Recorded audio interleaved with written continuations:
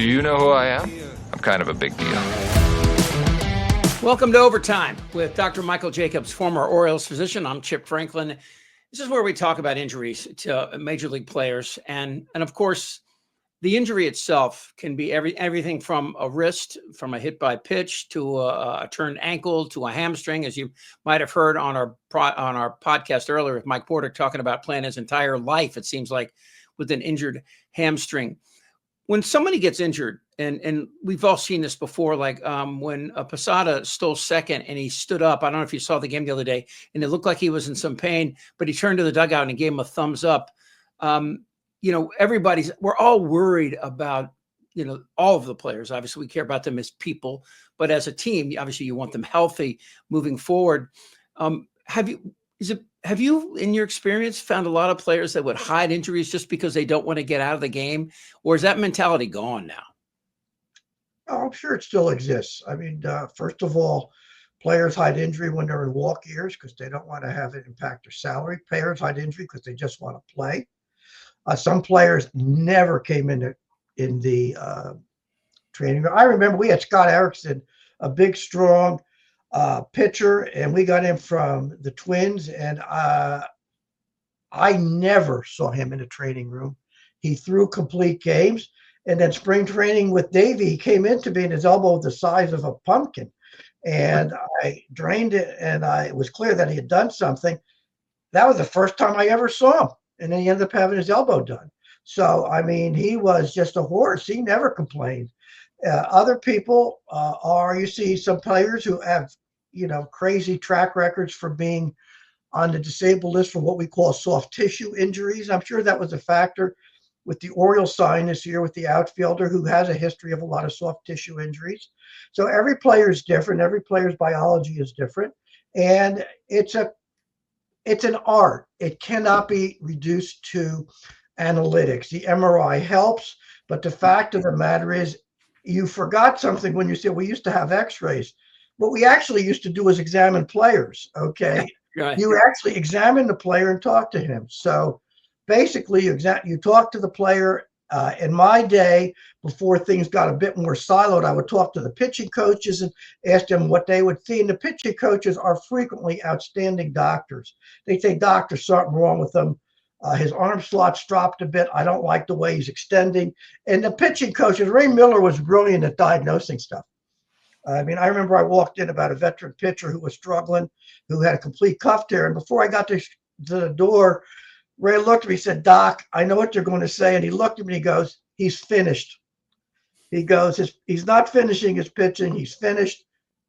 Go back to the training room. I didn't even say who it was. We both knew who it was. Huh.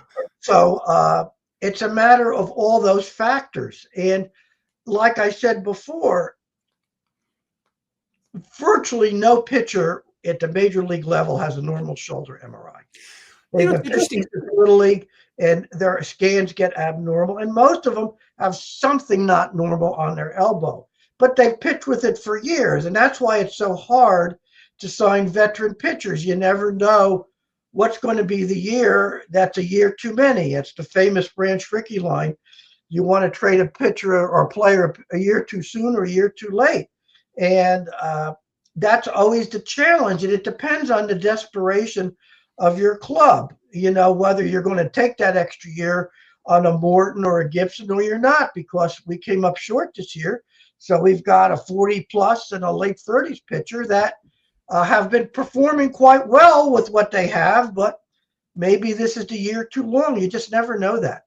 It's interesting. It's like so much of sports medicine has kind of filtered off into the regular world, right? I mean, like a cortisone shot. I remember hearing about cortisone shots back in the 80s, 70s. How long have they been around? How about the 50s? 50s, okay.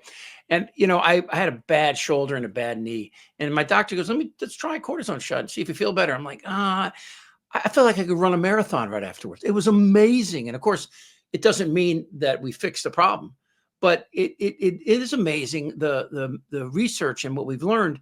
And on the other side of that, I guess, is the MRI. I read a story from the New England Journal of Medicine about how MRIs are poor indicators of pain. In other words, people can look at MRI and go, "Oh my God, you must be in horrible shape," but the guy feels great.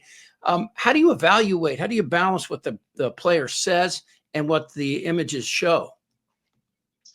Well, that's the art of medicine. Yeah. You collate all this. You're getting a little far afield here in that pain is all in your mind. Okay. Pain is a perception that varies from person to person. There's a condition out there called congenital indifference to pain, where people can put their hand in a fire and not feel anything. And it's very dangerous for these people because they might not feel something. When people get diabetic neuropathy and they can't feel the soles of their feet, they can get sores that get infected. So you can have three people with three identical, theoretically, images, and they have three different levels of pain because pain is a perception. The reason opiates are addictive is it affects your brain pathways of how you perceive pain. It doesn't decrease the pain, it changes your perception of the pain. And hallucinogenic drugs will give you a euphoric feeling, just like it changes your feeling. So everybody's different. So it's not a matter of how tough you are. Some people who may have very arthritic knees or hips will keep playing, not necessarily because they're tougher, but because they just don't perceive as much pain as somebody else might do. In fact, right now, there's a big push, if you read some of the non-pure medical journals, of trying to take arthritic knees and take the nerves away or denervate them. So let them walk around with bad x-rays that don't hurt and decrease the number of knee replacements. So the art of what we do is collating all that. And you have to talk to the player or the person has to be honest. And then you have to integrate everything together and figure out what to do. Similarly, we have seen recently drafted players before we had the combine in baseball. And when we do their intake evaluation and MRI their elbows, and you'd see that their ligament was hanging by a thread, yet they had no pain and they were pitching fine. So you could argue, well, let's just replace their ligament now. It can't last. But then you're going to operate on somebody who's completely painless when every operation has complications.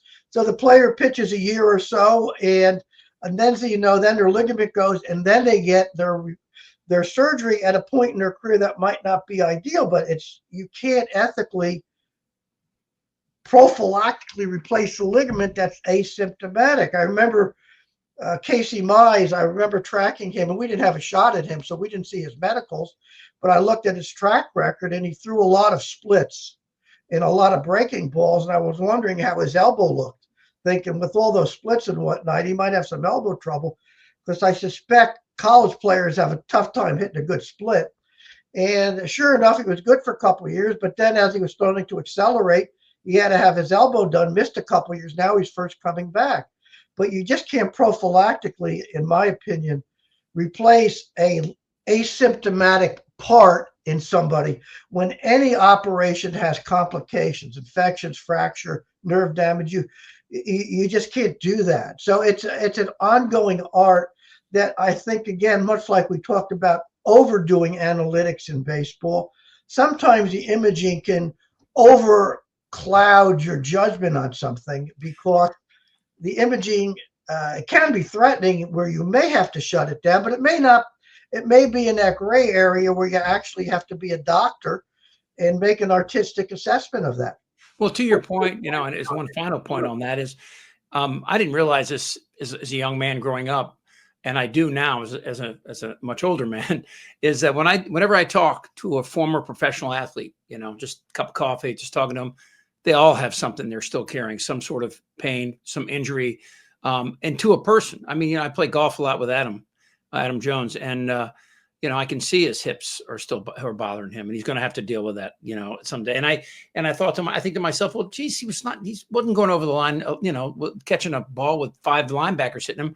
But to your point, you said this earlier, 162 games. There's Florida or the Pineapple League, right? There's the postseason, and then of course the competitive part of the off season, trying to stay in shape and lifting and exercising. It's difficult on the body. I don't know, especially I know, me, I got hurt, putting my uniform on. I mean, these guys are amazing.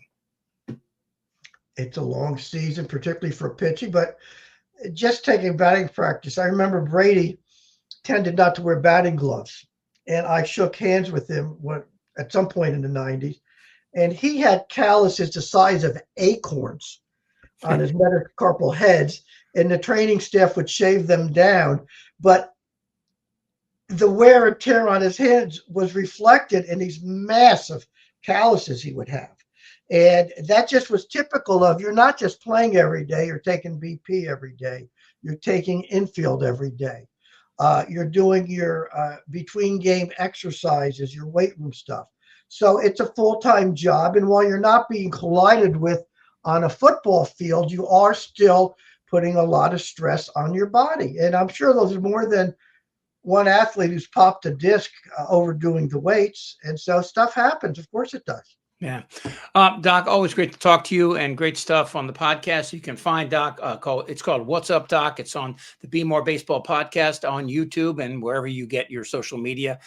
This, of course, you're watching this on YouTube as well. I'm Chip Franklin for Dr. Michael Jacobs. This is Overtime. We'll see you next time. Do you know who I am? I'm kind of a big deal.